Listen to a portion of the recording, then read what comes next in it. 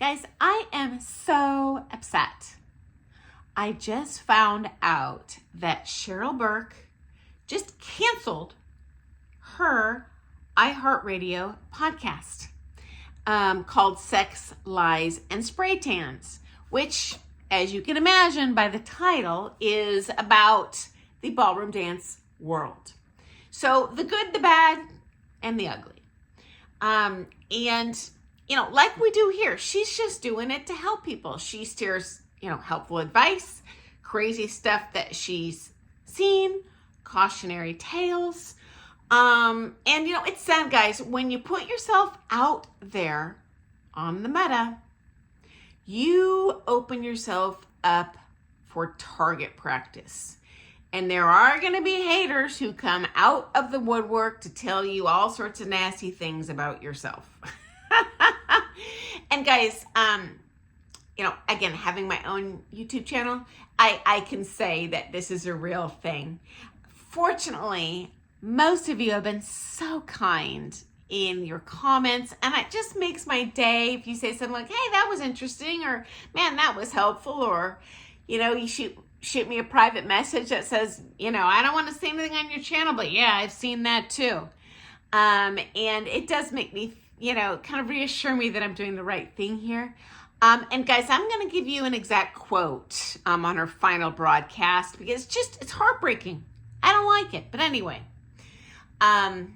here's what she says. To anyone who may have misinterpreted this podcast or questioned my love for the show that shaped me, meaning Dancing with the Stars, she was on that many seasons, I encourage you to listen to the episodes. My heart has always been in the right place.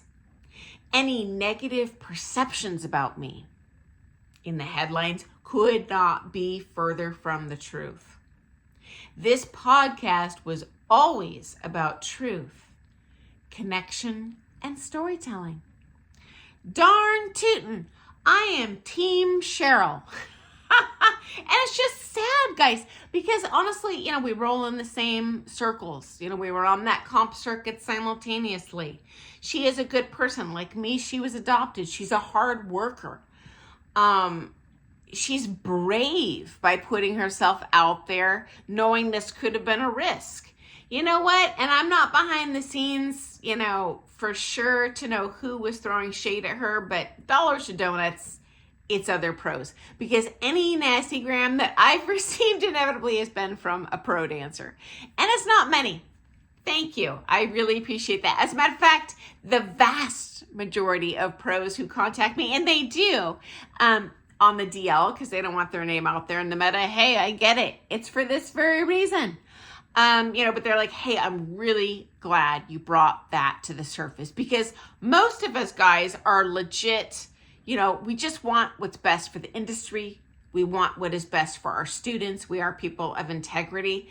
And it does upset us, even if it's not us, doing something shady. When we see ugly stuff going on in our studio, someone rickrolling some poor retired person into cashing in their savings to spend their last penny with them, it stresses us out. It upsets us. We don't like it. And we wish that someone would be brave enough to put that out there to warn people so they don't get targeted.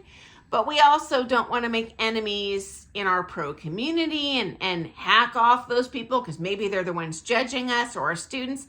It's all sorts of complicated, guys. So anyway, it's just terrible. And I don't like that people are throwing shade at her. She does not deserve it, guys. And fortunately, guys, she does come from a very a wealthy family. She has a lot of support financially. She has done very well for herself because she is intelligent and a beautiful, successful dancer.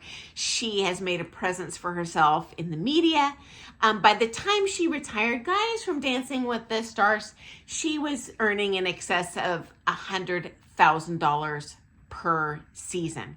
And guys, that very first season of the show, the very first time it came on, and I was invited to try out for it, I didn't because I have zero desire to be famous.